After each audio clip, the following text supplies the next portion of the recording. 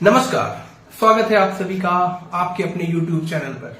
मैं हूं आपका दोस्त उज्जवल कुमार उपकार।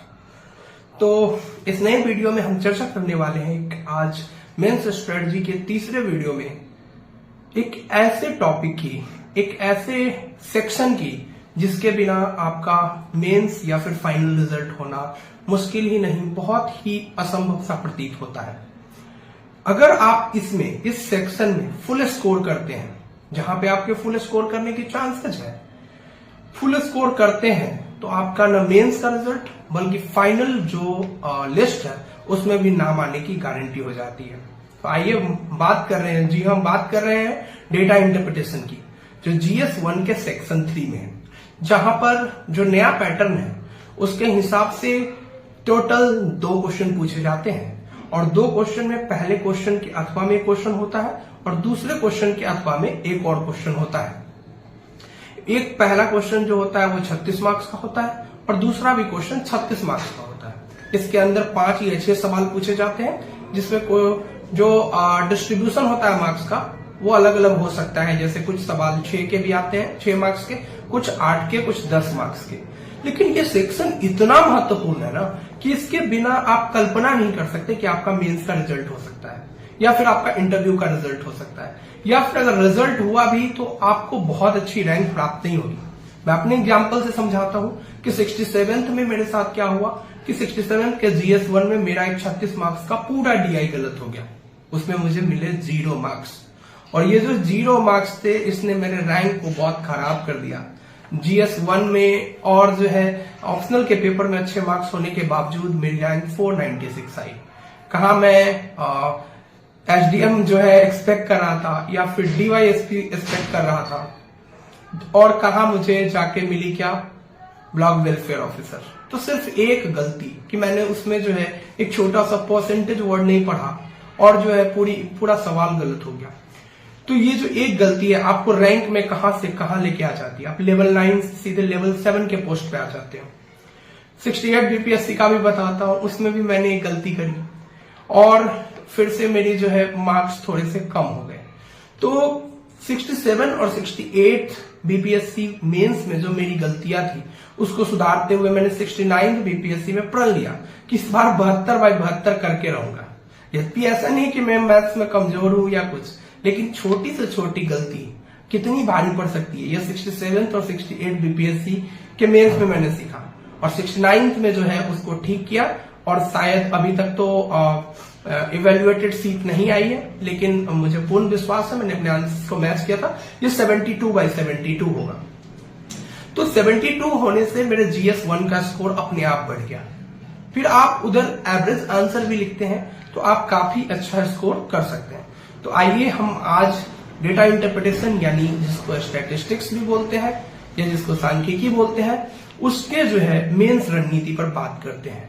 टोटल तो आप समझ ही चुके हैं 72 मार्क्स का आता है और आपको लाने हैं 72, क्योंकि इसमें 1 मार्क्स भी नहीं कटता है। सबसे अच्छा यही है कि आप GS1 के जैसे करंट अफेयर हो गया या फिर हिस्ट्री हो गया या GS2 में पॉलिटी, कुछ भी आप लिखेंगे आपको 38 में मैक्सिमम 25 मार्क्स आएंगे, 24 मार्क्स आएंगे, एवरेज 18, 16, 15 ऐसे मार्क्स आएंगे।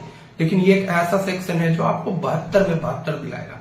मैं हमेशा से कहता हूं कि अगर आपके GS1 में ये 72 में 72 मार्क्स ले आते हैं और अगर आप एसए में एवरेज मार्क्स स्कोर कर लेते हैं तो आप जो है रिजल्ट में अपना नाम पाएंगे। तो आइए आज हम चर्चा करने वाले हैं कि आप क्या ऐसा करेंगे कि आपको 72 में 72 मार्क्स आएंगे। तो मैं उनके लिए भी बता रहा हूं जिनको मैथ्स से थोड़ा डर लगता है या जिन्होंने मैथ्स काफी दिन से छोड़ी हुई है। तो मैं काफी बेसिक्स से सब कुछ बताऊंगा कि ताकि आप लोगों को कोई समस्या ना हो, और साथ ही मैं कुछ क्वेश्चंस भी आपको एग्जांपल के तौर पे दिखाऊंगा कि जिससे आप लोगों को पूरा आइडिया हो सके कि कैसे कैसे क्वेश्चंस आते हैं। तो अगर आपको DI में फुल मार्क्स लाना है तो आपको 4 टॉपिक्स पे कमांड करना पड़ेगा। ये 4 टॉपिक बेसिक्स के टॉपिक है और ये बेसिक्स के टॉपिक आपके कमांड है। और कमांड का मतलब ये नहीं बोल रहा हूं कि आप SSC या बैंकिंग लेवल की तैयारी कर ले। इन 4 टॉपिक पे आप जो क्वेश्चन पेपर में जो आए हुए हैं, जो मैं दिखाऊंगा भी कि कैसे क्वेश्चंस आए हुए हैं, उस तरह की तैयारी कर ले। तो ये 4 टॉपिक कौन से हैं आइए देखते हैं स्क्रीन पे। सबसे पहले है प्रतिशत यानी कि परसेंटेज। परसेंटेज पहला टॉपिक है जिससे काफी क्वेश्चन बनते हैं। दूसरा है अनुपात, यानी रेशियो एंड प्रपोर्शन बोल सकते हैं, रेशियो एंड प्रपोर्शन, अनुपात। इसके बाद लाभ और हानि यानी प्रॉफिट एंड लॉस, इसी में आप वो भी कह सकते हैं कि इनकम एंड एक्सपेंडिचर, ये भी टॉपिक इसमें सम्मिलित कर सकते हैं, वो भी लाभ हानि के तरह का ही कॉन्सेप्ट है। और चौथा टॉपिक है हमारा औसत यानी एवरेज, एवरेज कैसे निकालते हैं, बस इसका एक बेसिक फॉर्मूला आपको पता होना चाहिए। अगर हम इन 4 टॉपिक पे बात करें कि इन 4 टॉपिक में कैसे कैसे प्रश्न आते हैं, तो आप स्क्रीन पे सबसे पहले हम दिखाते हैं परसेंटेज का, कि परसेंटेज में आखिर कैसे सवाल आते हैं। तो आप स्क्रीन पर देख रहे हैं ये जो क्वेश्चन है उसका क नंबर में क्वेश्चन पूछा गया है कि वर्ष 2017 में देश ए की जनसंख्या कुल जनसंख्या का कितना प्रतिशत है।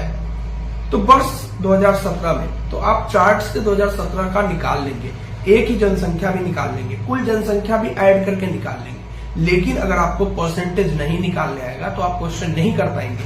तो यही बेसिक करना है कि एक्स वाई का कितना परसेंट है, वाई एक्स का कितना परसेंट है, एक्स वाई से कितना परसेंट ज्यादा है, वाई एक्स से कितना परसेंट कम है। अगर ये 4-5 सवाल आप कर लेते हैं तो आपका जो है पूरी तरीके से ये 5-6 सवाल जो रेगुलर आए हुए हैं जो वो अगर आप कर लेंगे तो आपका पूरा परसेंटेज क्लियर हो जाएगा और मेरे हिसाब से आपको कोई भी क्वेश्चन आपका एग्जाम में नहीं छूटेगा।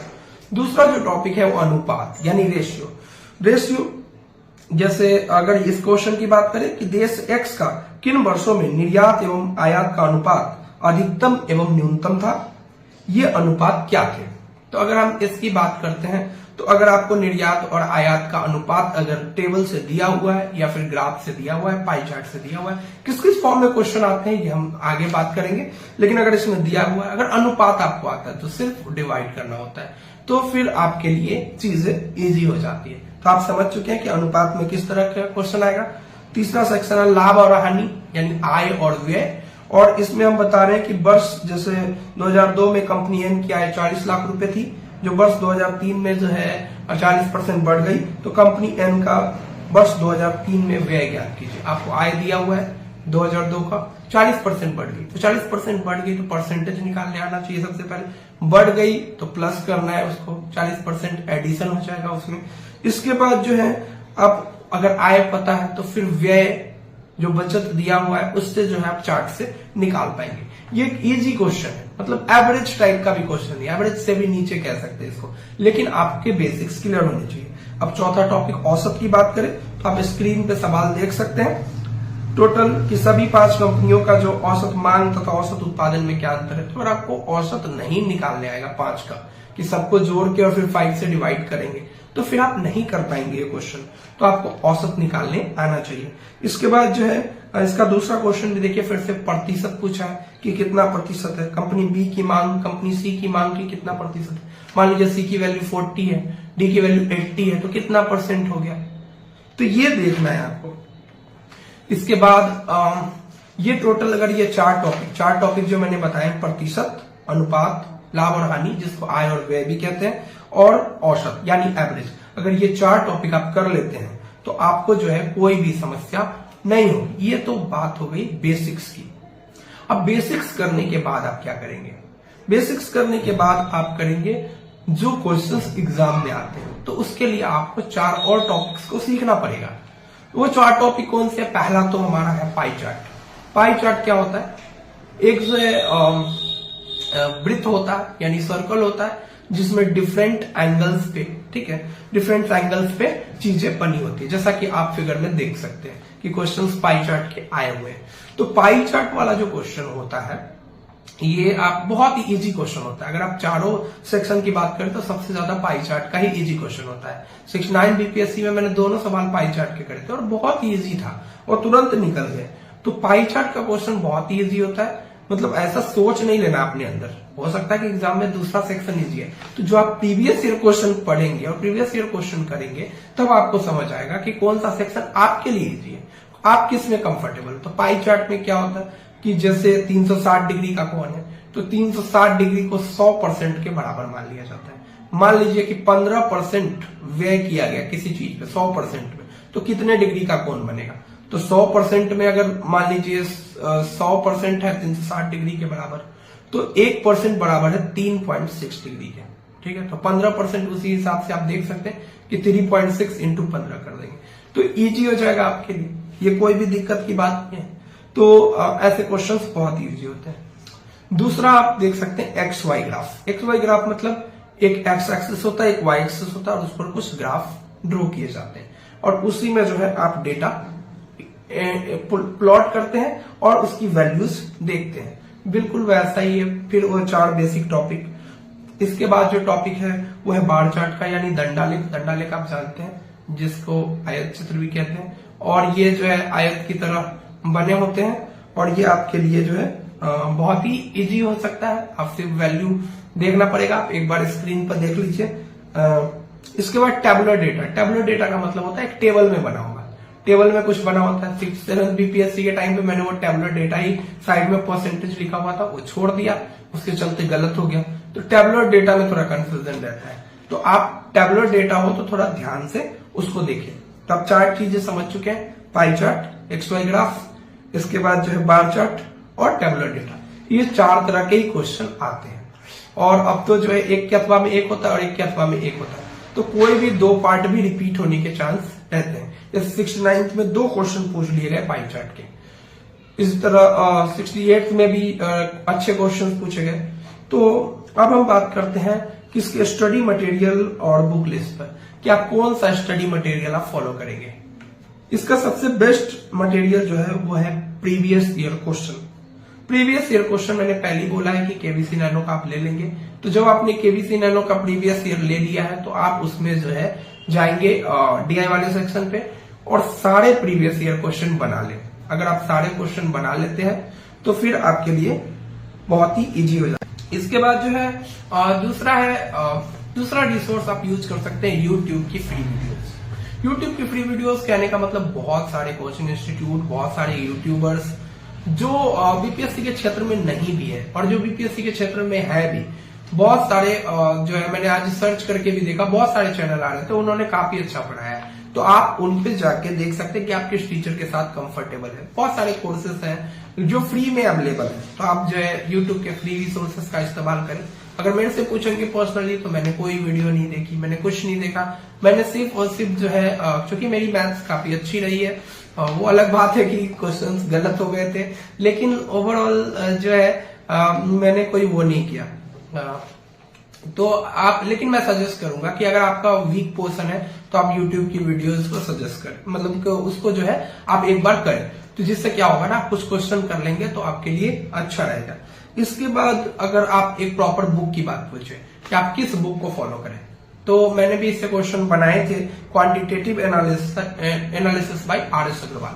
अगर आप आर.एस. अग्रवाल को फॉलो करते हैं तो आपके लिए बहुत सही है, क्योंकि आर.एस. अग्रवाल की बुक में जो सेक्शन 2 है वो जो है ओएसएससी में चलता है, बैंकिंग में, लेकिन ये वाले सेक्शन के लिए काफी अच्छा है, क्योंकि जो उसका सेकंड पोर्शन है उसमें आप 67 बीपीएससी की तो बात करेंगे। 67 में मैं वो बुक पढ़ के नहीं गया था। 67 में जो क्वेश्चन थे लगभग 3 क्वेश्चन डायरेक्ट बुक से आए थे, तो काफी अच्छी बुक कही जाएगी। मतलब रिसोर्सेस काफी अच्छे, मतलब कम से कम डेटा सेम नहीं तो टाइप सेम का सवाल तो मिल ही जाएगा आपको, और वो काफी इजी हो जाता है जब आप एक सवाल को देखे रहते हैं ना पहले से, कि हाँ आपने देखा हुआ है कि हाँ ये क्वेश्चन मैंने किया हुआ है, तो एक तो कॉन्फिडेंस आ जाता है, दूसरा टाइम कम लगता है, फिर आपको ना कुछ सोचना नहीं पड़ता है, आपको पता होता है कि प्रोसेस क्या है। तो प्रोसेस से आपको पता है ना, तो आपके लिए इजी हो जाएगा। तो दूसरा सेक्शन में आपका टाइम बचेगा तो आप वहां पे बेटर आंसर परफॉर्म करेंगे।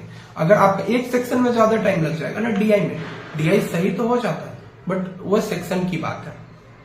अब जो है स्टडी मटेरियल्स की बात तो हो गई और बुक लिस्ट की बात हो गई। अब जो है हम बात कर लेते हैं इसके आगे, जो हम ऐसे वाला अपना इनिशिएटिव देखते हैं हर बार, जो है कि हम एक नया कोट लेके आते हैं। कुछ कमेंट्स भी आए थे जिसमें कहा गया था कि आप इंग्लिश में भी कोई कोट बताएं, तो मैं कोशिश करूंगा कि एक कोट हिंदी और एक कोट इंग्लिश में जो आपके सामने प्रस्तुत करें।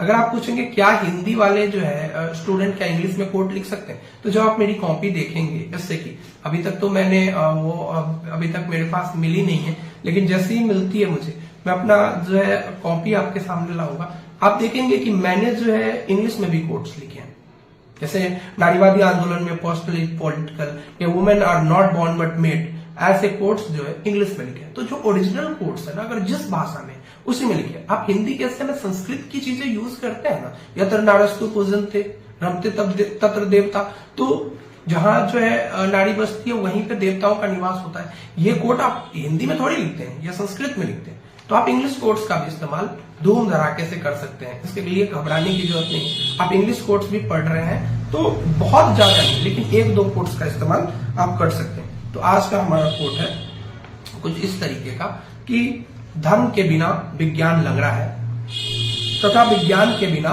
धर्म अंधा है।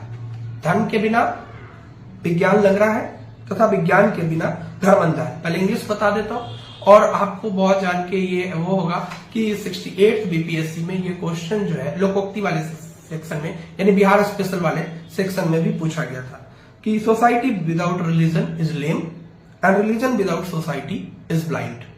ये कथन जो है अल्बर्ट आइंस्टीन का है।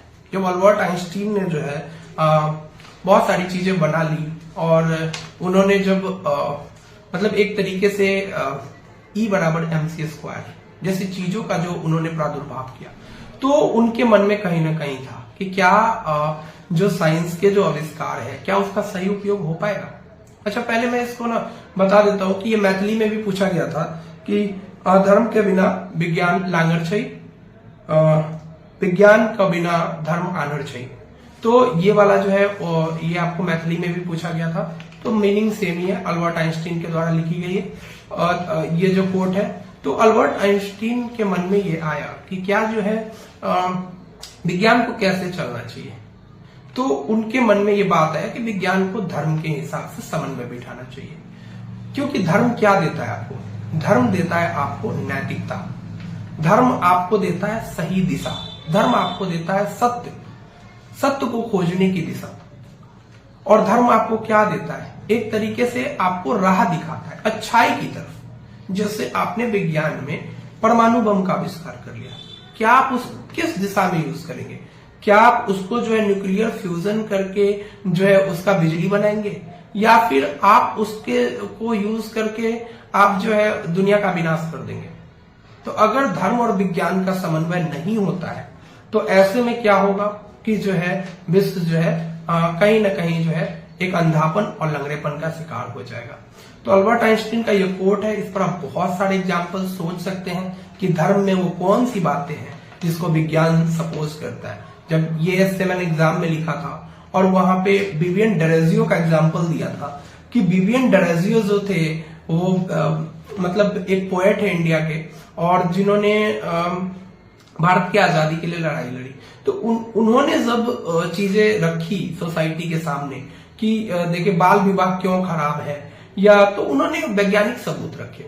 तो जब आप धर्म की किसी कमजोरी को निकालते हैं और उसके सामने वैज्ञानिक तथ्य देते हैं तो दोनों एक दूसरे को समन्वित कर समाज को और अच्छा बनाते हैं।